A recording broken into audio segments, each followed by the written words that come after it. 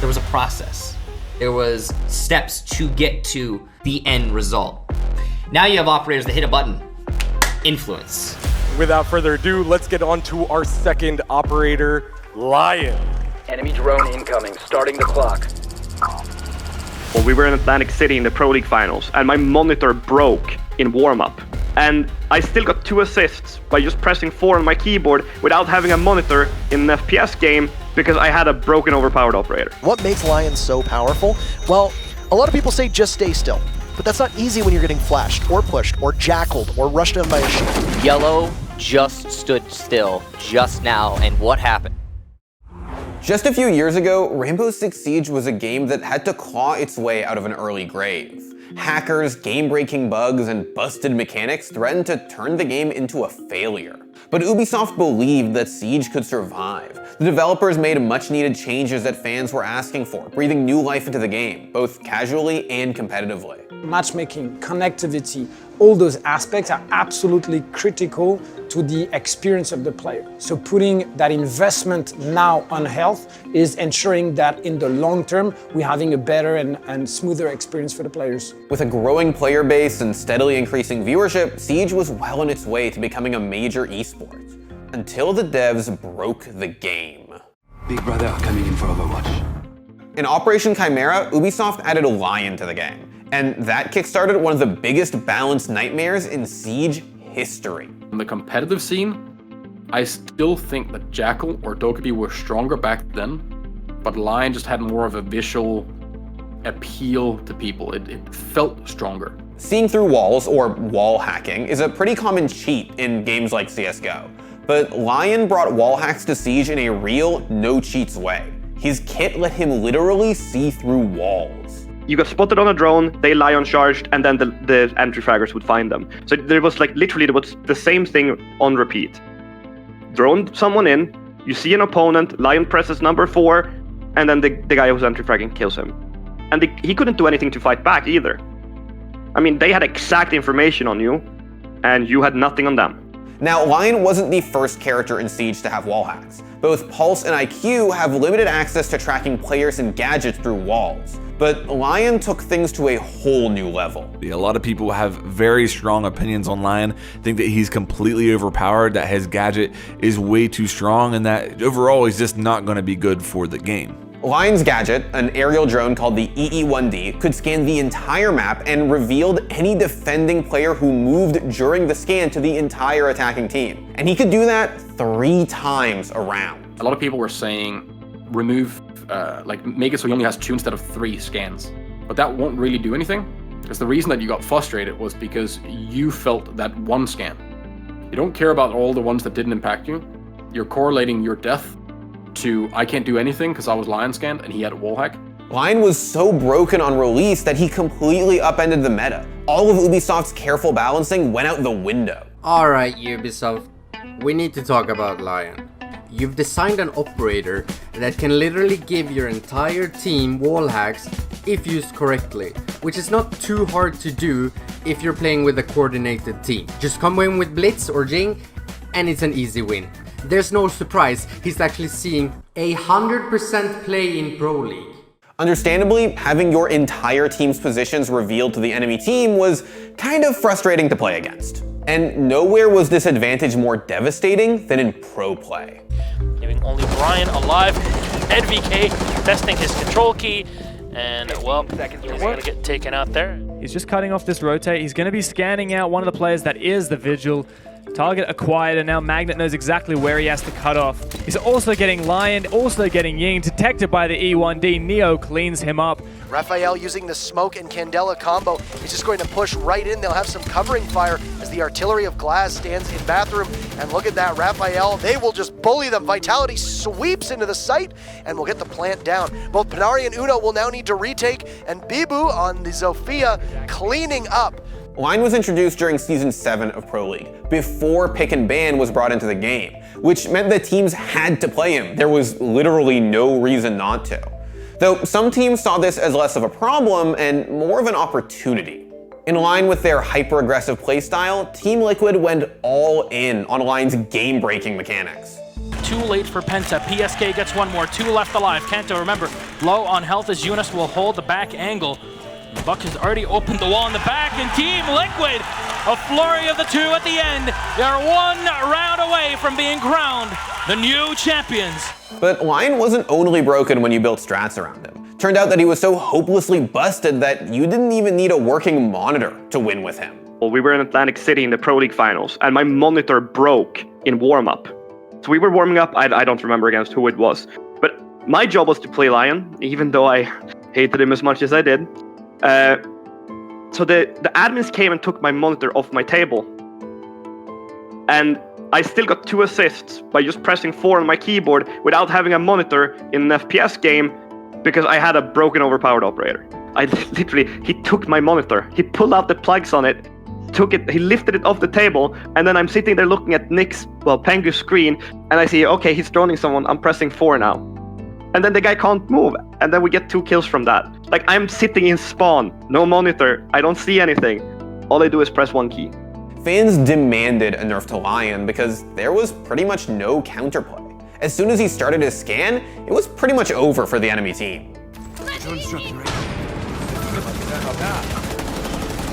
Through a flash.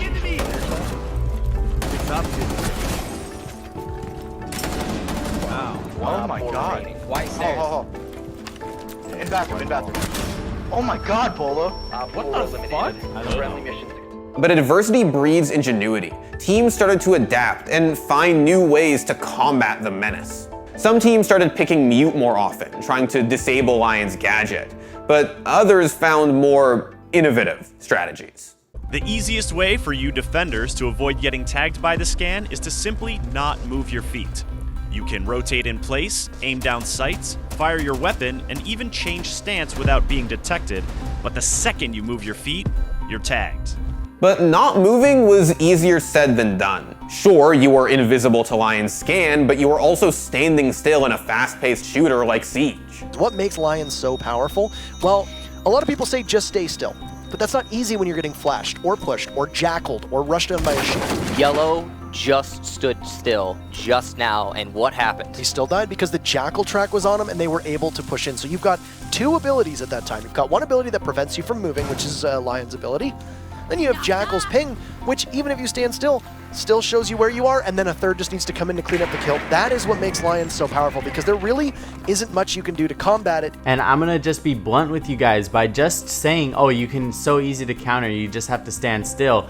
That's only gonna happen against really bad kids. In higher levels, that is not gonna happen. You are gonna have to move, and you are going to guarantee get wall hacked because you have to move, otherwise you lose the round. Lion's abilities were so powerful that they completely broke the fundamental rules of Siege. There was a process.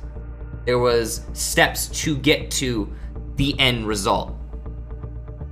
Now you have operators that hit a button. Influence. That's what I meant when I say we're straying towards the Overwatch mentality of hit button influence round, which is exceedingly low skill ceiling. It's down here, you know, and it just keeps getting lower and lower and lower. But I don't think that they're doing enough in terms of balancing the game out to be still an FPS game with that little extra bit of spice that we had in the beginning, but now it's more of it's a utility simulator. Which utility can counter which utility? In 2018, Siege esports was blowing up, but Lion being so broken threatened to destroy everything that Ubisoft and the community had worked so hard to build. A lot of good teams were moving around quite a lot, right? And some of those weaker teams couldn't handle that.